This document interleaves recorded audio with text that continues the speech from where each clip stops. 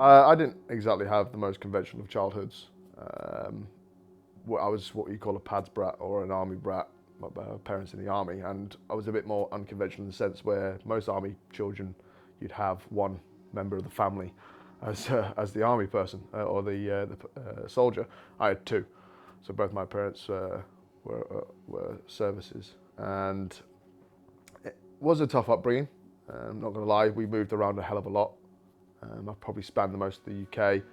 I went to five different primary schools in 6 years, so making friends wasn't exactly easy. So when I transitioned into secondary school, as you can imagine, my brain and my way was geared up to let's not make too many friends because I'm going to be leaving soon anyways, which did not bode well. So one of the lowest points, and I think where my mental health kind of started deteriorating, was secondary school. Because I was a bit of a loner, I kept myself to myself. Bullied quite a lot, to be quite fair, on a daily basis, which kind of peaked when I was about 15, and I really didn't like it. And rugby kind of found me in secondary school in the sense of it was the only time people around me started taking notice and started actually saying this guy's a bit different and he's okay. However, that was only on a rugby pitch. So rugby for me has been kind of my safe space because it's the place where I feel that people actually take notice and people see me for me at that point. So as I say, my mental health started deteriorating around my teens, and that's when we kind of figured out within the family that I had a bit of an anger issue and I'd fly off the handle a lot, and it wasn't fun. Ultimately, it broke down mine and my mother's relationship around when I was 16, in the sense I went to live with my dad at that point. So 16 was a tough time living with my dad, who unfortunately suffered with PTSD. So my dad was in various different wars, and as you can imagine, Ireland, Iraq, it did not do his own mental state well, and his relationship ended up deteriorating within 12 months of me moving in with him, and his marriage broke down. So I then had to kind of move in with my dad at that point, and his mental health deteriorated big time, which did not do me any good either. He wasn't working, I was trying to do full-time education, and we were at each other's throats at most times. In the end, he kind of went through a very, very dark place, and I ended up being kicked out by him for some things that never really happened. It was all in his head, unfortunately. And at that point, I was homeless. So I was 18 years old and I was living on the streets. I literally had no fixed abode. I moved back down south, and unfortunately living in doorways was probably the lowest time of my life. Quite easily the lowest point. I was on drugs most days, trying to get away from the world and take away from the fact of what was happening to me at the time. I didn't want to go through it anymore. I didn't want to feel the pain, but at the same time, at the time I wasn't exactly no longer wanting to be here. I just didn't want to feel the pain. So drugs was a big part of that, and I fell in with the wrong people, and yeah, 12 months to 18 months living on the street wasn't the easiest. As you can imagine, for anybody living on the street, it really does affect you, and it's a long-term effect. I thought I was done, to be quite honest, and I was scared most days. I was depressed most days, and I had no oomph to get up and go. Fortunately, I kind of got a kick up the arse. I don't know what, one day it just snapped, and I started building up from there. Got myself sorted. I had my son, my firstborn. That kind of gave me the oomph to stop drinking and stop the drugs at that point. Even though I was sorting myself out, I was still drinking and taking drugs, but my firstborn kind of snapped me out of that sense, and the drugs kind of stopped completely, thankfully. And that relationship unfortunately broke down, and I moved on to a new relationship, and I had two more boys.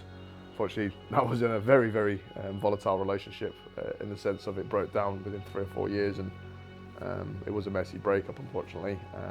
It ended in me moving away about 200 miles away from my kids. And I think that's the point where things kind of changed for me. I think moving away, albeit is a massive toll on me and my sons, it changed me in the sense of it started my mental health again, and really started to take stock of where I was in life and where I wanted to go. And I met my now wife, who's been a big supporter of me, and she understands everything that I've gone through. And then later on that, I met the Dodgers, who really have taken me in and shown me a hell of a lot of support, and which I hope that the things I do kind of gives back. But yeah, Dodgers is a different breed of people. Essentially, we laugh together, we cry together. Every 2 weeks, I host a drop-in kind of call sessions to say, look, lads, let's have a chat. And I can tell you now that they do utilise it. And the lads here, if somebody has a problem, we rally around. We don't just stick and say, look, well, good luck with you. We do check in. We keep make sure that people are okay. And to be quite fair, I absolutely love the lads for what they're doing. Nowadays, talking more specifically about rugby saved me. It's been the only constant in my life in 31 years. Bar my kids now and my wife now, obviously they've been around for the last 10 years, but 21 years of rugby it definitely is a big constant. And if I didn't have rugby, my mental health wouldn't be where it is now, and I probably wouldn't be here anymore. And that's no joke. There have been times in the past after when the drugs kind of took its toll that I didn't want to be here, and I didn't want to put my kids through anything anymore and things like that. And that's probably the toughest thing when you think like that with your kids. And yeah, if I didn't have the rugby and it didn't kind of put me back on an arrow, and I didn't have that constant, I really wouldn't be around. So.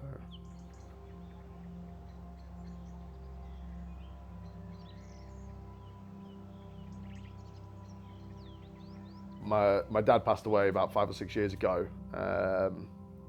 It was hard, and I've still not grieved. I'm not one for grieving, I'm one for bottling my emotions, as my wife will tell you I do a lot of.